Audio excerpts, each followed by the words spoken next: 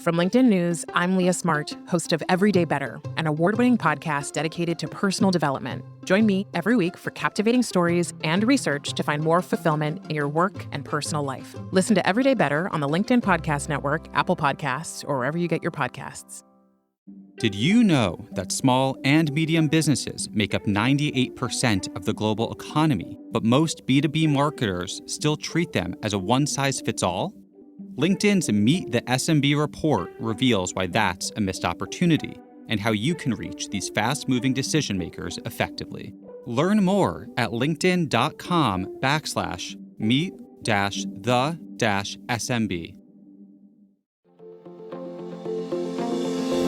Hello, my friends, and welcome to another exciting episode of Negotiate Anything. This show is produced by the American Negotiation Institute, and with over 5 million downloads and listeners in over 180 countries, listeners just like you have made this the #1 negotiation podcast in the world. Hi, my name is Kwame Christian, and I am the founder and CEO of the American Negotiation Institute. Here at ANI, we believe that the best things in life are on the other side of difficult conversations, and we are passionate about providing you with the best content that will help you to make your difficult conversations easier, both at work and at home. Lastly, I want to remind you that we offer consulting and conduct trainings, both virtually and in person, all around the world. Our focus is in 3 main areas. First, negotiation and conflict resolution. Second, leadership. And lastly, diversity, equity, and inclusion. Check the link in the description below to learn more about how we could work with you and your team. And now, without further ado, let's jump into the interview.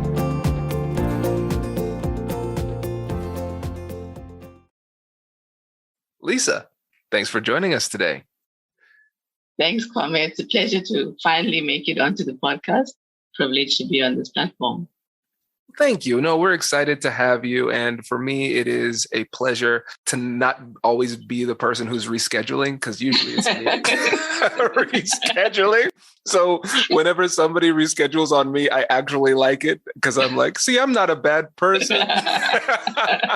So this is great. So how about you get us started by telling us a little bit about yourself and what you do?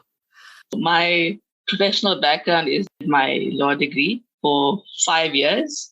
And then after that, I went into my barrister training pupillage. And I did that for about 1.5 years, mainly in criminal litigation. Then we had the pandemic and we were all shut in. And of course, that's where I started to reach into LinkedIn. And then, of course, I stumbled across students on LinkedIn who were in need of guidance. Law students in South Africa, mentorship is something that is still not common here. So I started to become a bit of an agony aunt, a bit of a psychological safe space for them. And that has just catapulted me into a space where I now sort of advocate for their rights and their treatment as juniors in the industry. And I'm also involved in teaching them, reteaching them legal concepts on LinkedIn. And it's now evolved to where I launched my legal academy 2 weeks ago. This is great. And Lisa, I want to say too, because for me as a lawyer growing up, when I was a baby lawyer, the mentors that I had, they were so vital for my growth, just incredibly helpful. And so it's great to see that mentorship is still growing, and it's growing in all parts of the world. And in this episode, what I want to do is really focus in on the conversational and communication skills of good mentors, because clearly you have stumbled upon something and you're doing a solid job of it where people are flocking to you for your mentorship. And so even if we take a step back from the law in particular, when you think about what it takes to be a good mentor, what are the first things that come to your mind? Empathy. Truckloads of empathy. I've been asked a few times, like, why are you so nice to us? Or why do you want to help us so much? And I say, I just have a lot of empathy. Like, I can put myself back into the shoes of a student at any given point and feel the fear and feel the trepidation, feel the anxiety. So I would say empathy is huge, and not just cognitive empathy, not put on, but something that where I call myself being empathic to a fault, where sometimes I tend to own, or I get sometimes too invested. And I myself have had to create some boundaries, sort of empathic boundaries, so I don't burn out in giving off too much of that energy. So definitely a genuine empathy. And secondly, I would say, just being non-judgmental. So what sort of started the whole thing with students was I started to learn the concept of psychological safety. And having been a recipient of it, I saw the benefits and I saw the healing and the resolution. Even from your own self, you find the solutions from yourself when you're given that space. So I wanted that to be the experience of students, where they're so used to being judged and invalidated and undermined, and your opinions are important because you're still a student. And of course, with me being sort of the senior, quote unquote, in the industry, they don't expect to be listened to by the seniors. So they don't expect to be taken seriously. And often there's a little bit, I have to get them a bit orientated with regard to, yes, I am a senior, but I do want to listen to you. I really do want to listen to you. And I don't interrupt.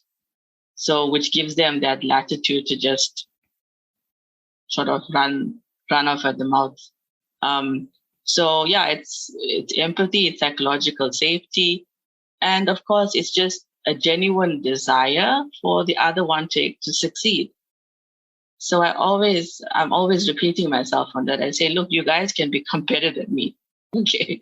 I am not the standard. I have done a lot of things. I may have gotten to this point, but I've done a lot of things in unhealthy ways. I have used a lot of unhealthy habits and, lost sleep and poor time management, things like that. So you can aspire to be like me, but I'm not the bee's knees. And if you rise higher than me, then I'd like to know that I had some part in your journey. And I literally get excited. Or I get I can jump up and down with excitement when I hear one of my mentees getting an opportunity or even exceeding me. I mean, that's the whole point of why we do what we do, is because I don't want to keep them at a level that is comfortable for me. I'm not creating a cult. I'm not creating a flock of sheep. They are all individuals and they all have different packages. So I want to nurture those packages. I want to I want to show them that they can be who they are and still be a good legal professional. So I cannot create people in the mold of Lisa. That's not my aim. So I just want them to rise higher. And if they can say one person helped them to do that, and it was me, that's the payback. Seeing them flourish is all the payback that I need. So empathy, wanting to see them rise higher, and psychological safety. And of course, I've had people at the end of maybe a first call where they would say to me, I feel so much better now, or I feel like there's light at the end of the tunnel, or I feel hopeful now. Does your company invest in professional development training? If you believe that your team would benefit from a negotiation workshop, all you need to do is go to our website, fill out the workshop request form, and then we'll set up a time to chat. These workshops are completely customizable, and we've done them all around the country. Negotiation and conflict resolution skills are beneficial across all professions, but they're especially useful in procurement, purchasing, sales, sourcing, and contract management. Our calendar is filling up quickly, and we even have some workshops scheduled for next year. If you think you might want one, I'd suggest reaching out soon so you don't miss out. Check out the link in the description to learn more, and we will be right back after this.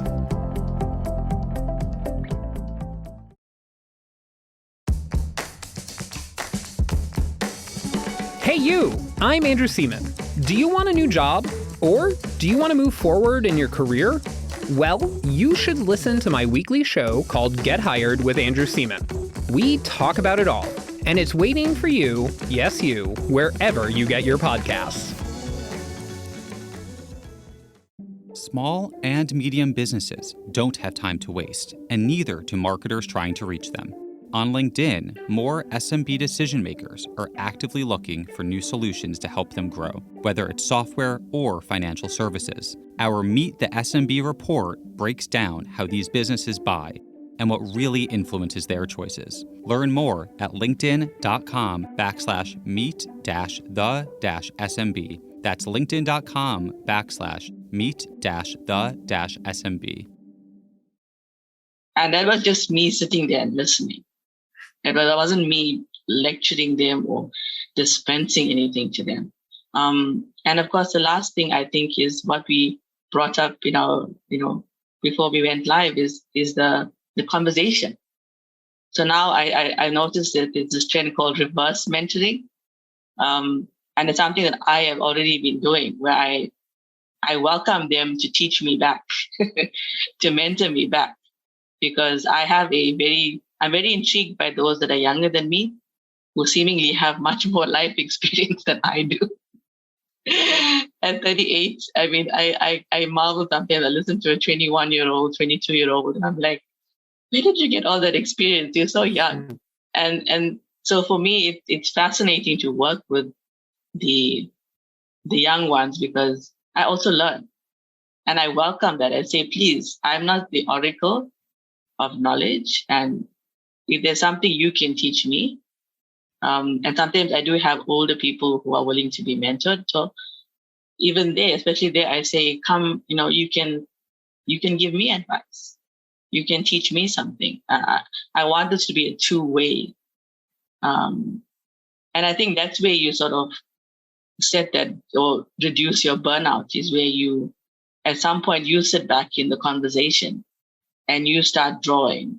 You start taking away something from that conversation, so that in some way you are also replenished after what you've given. I really appreciate this, Lisa. And I love the fact that it's organic too, because it's not something that was contrived. You didn't do any kind of special formula beforehand or anything like that. This is just you having a lot of experiences and then recognizing what worked. And then for the listeners out there, you can recognize, hey, this sounds a lot like the skills we need in negotiation: empathy, being non-judgmental, listening without judgment, of course, psychological safety, being willing to have a reciprocal conversation where you're not just going in to educate other people. You're saying, listen, no, you have value to bring to this interaction as well. I want to hear from you too. This is really great. And it makes sense that you approach it this way, given the fact that you are really into alternative dispute resolution. So I love to see that come through. And one of the things that you said when it comes to empathy that I thought was really interesting was, it's not just cognitive empathy. Can you go a little bit deeper on what you meant there? Because I think that's really important. I think cognitive empathy, it's learned empathy. I do think empathy can be learned. But for me, what maybe a better term would be cerebral empathy, where it's cold. So it's like, you're expecting me to jump into your shoes. So I'm going to jump into your shoes. There's nothing from the heart. There's nothing organic, like we said, nothing living about it. It's just, I was told to be empathic during a negotiation. So I learned it in a book somewhere, so I'm going to do it. While you will learn empathy, I think eventually it must become a part of you. It must become something that is unconscious. And maybe if you can have an unconscious bias, you'd rather be biased towards empathy or biased towards being non-judgmental and putting yourself in someone's shoes. So yes, you can learn it, but when you learn it and employ it in a very clinical fashion, then people pick that up in a heartbeat. They can pick up a phony. And I often tell the mentees, like, I don't have a manual here how to mentor you. I'm not reading from a book. As every call happens, I'm taking it as it comes. It has to become intrinsic for people to trust you, for them to feel safe with you. Because if you are putting on an act, if you are just implementing a skill that you've learned in a textbook somewhere, then, at some point you're going to run out of steam. And or the act's going to fall or the facade's going to fall. And then what do? Then people will say, oh, but you were just pretending to be a safe space, or you're just pretending to care. But you knew what would push my buttons, and so you knew that I needed empathy, and therefore you learned it. But I'm not feeling it from you.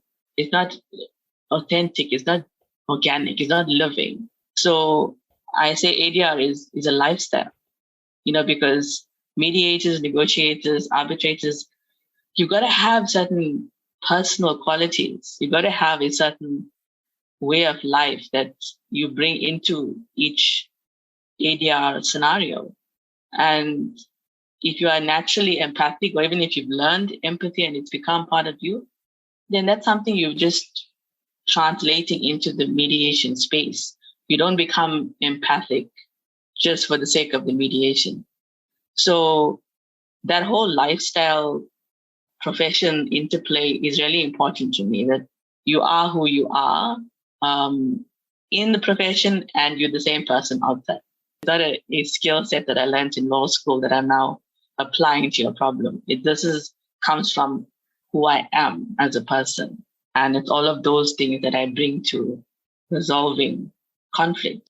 Empathy can be learned. And I think it's something that I think most good leaders have, that make them make their followers want to follow them and trust them.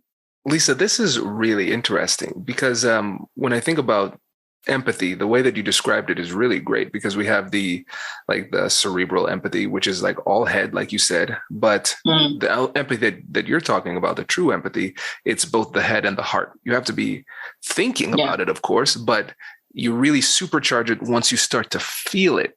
And I'm going to take a wild momentary pivot here for a second, because it made me realize something with the artificial intelligence leaps that we've been making in technology in the last couple of months.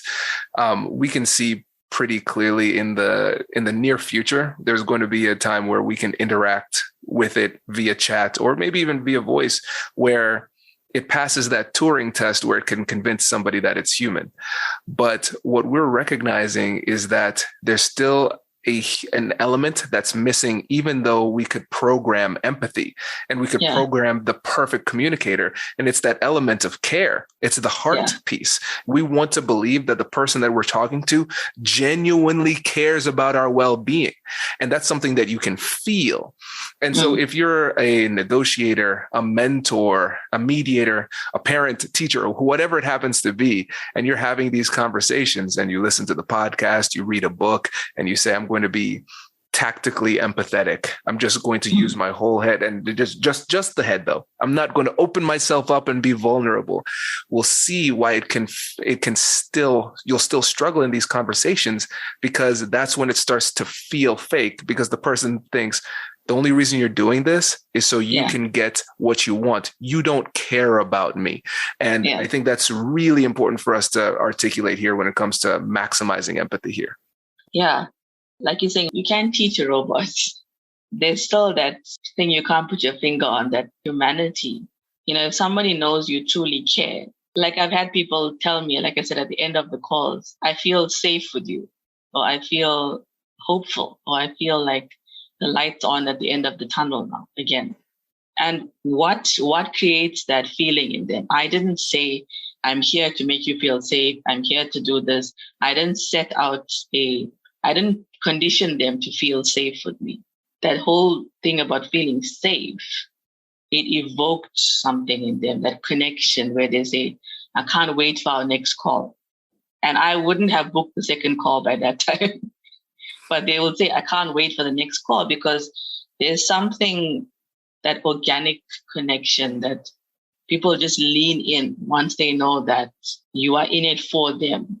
That's something I've had to learn as well in my communication skills, is that I need to be present for the other person and not be so interested in what I have to say. If I'm only interested in what I have to say, it's not a conversation.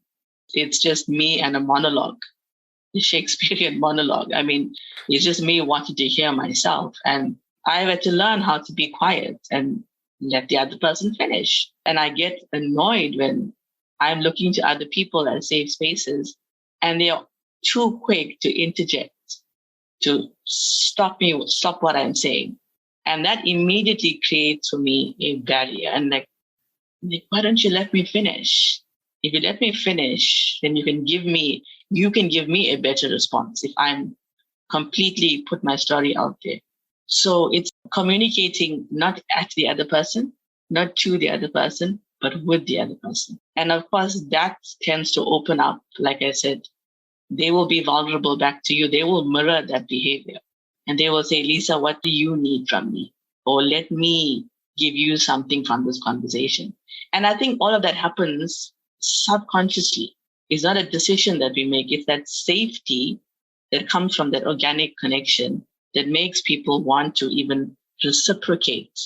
I think it's just being very aware of not necessarily who you are speaking to, but the fact that you are speaking to another person who has a position, who has a viewpoint, and who needs to be validated, not agreed with, but validated to say, yes, I'm respecting the fact that you have a viewpoint. That's all. We'll agree up until that point, and I'll let you say what you need to say, and then I will say what I have to say. Once that connection forms, then you have a conversation, and it's not a dialogue. It's not a monologue. It's not a lecture.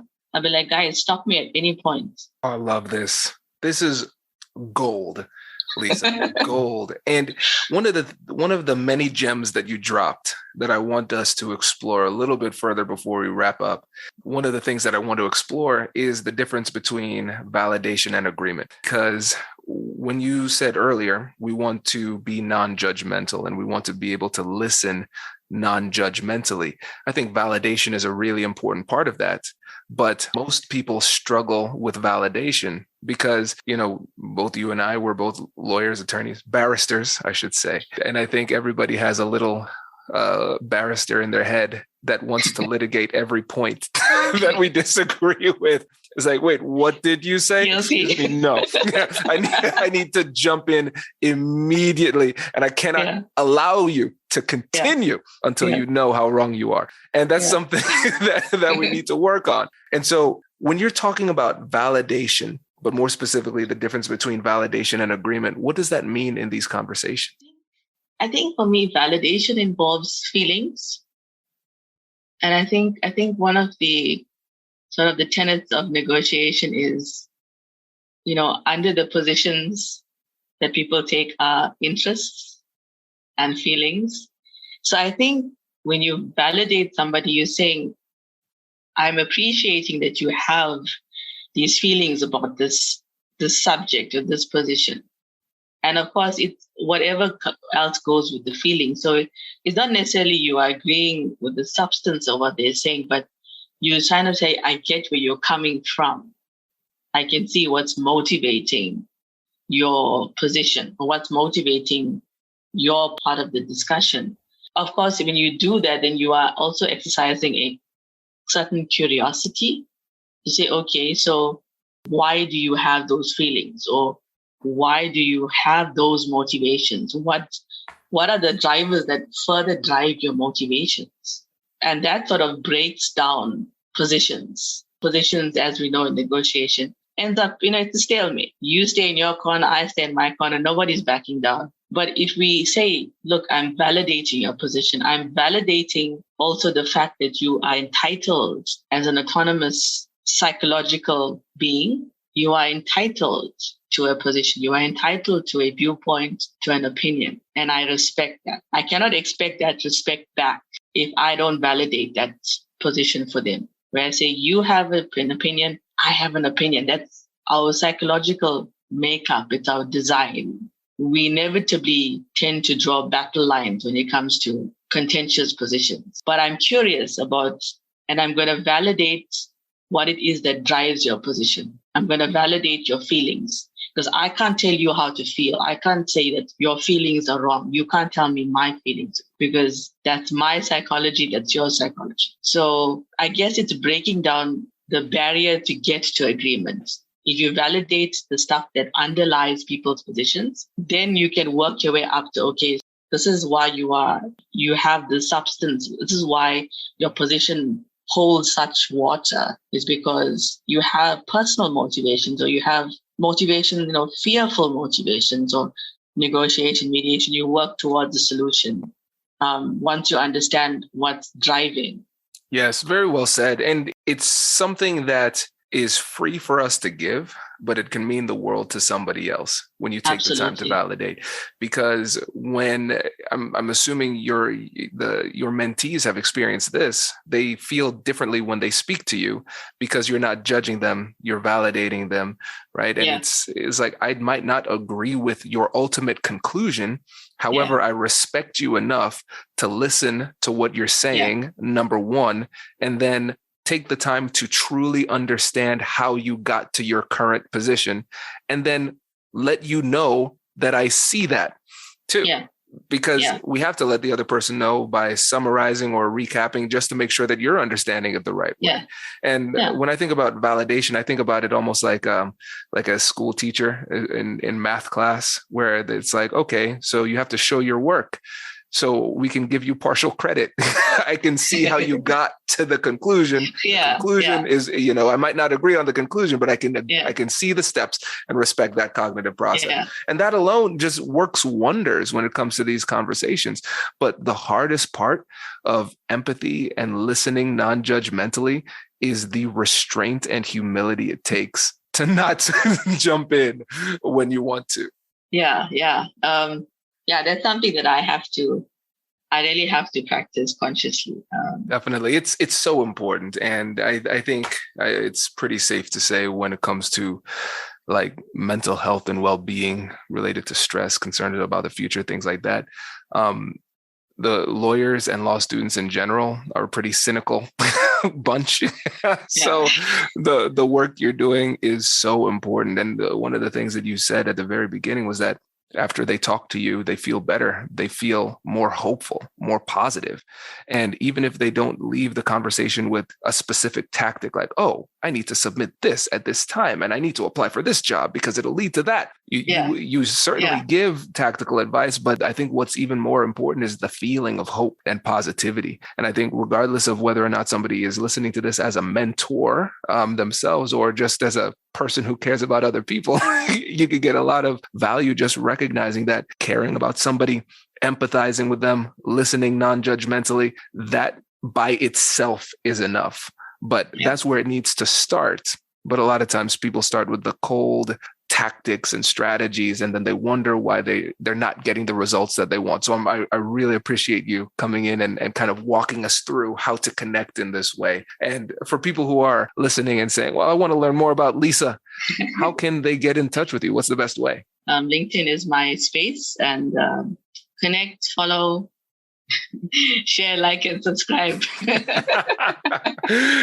Thank you so much for joining us. And everybody, Lisa's information will be in the description of this episode. Lisa, really appreciate it. Thanks for joining us today. Thanks, Kwame. Thank you so much. Congratulations! You've just joined an elite club. By listening to a full episode, you're now officially on the Negotiate Anything team. So welcome aboard. What most team members do is they subscribe to the podcast because that allows them to automatically get the latest episodes of the show. The best things in life lie on the other side of difficult conversations. Keep learning, keep practicing, and keep getting better. Your relationships will improve, your career will soar, and you'll have the confidence you need to get the most out of these crucial conversations. Again, thank you for joining the team. We're excited to have you, and I will see you in the next episode. I'll catch you later.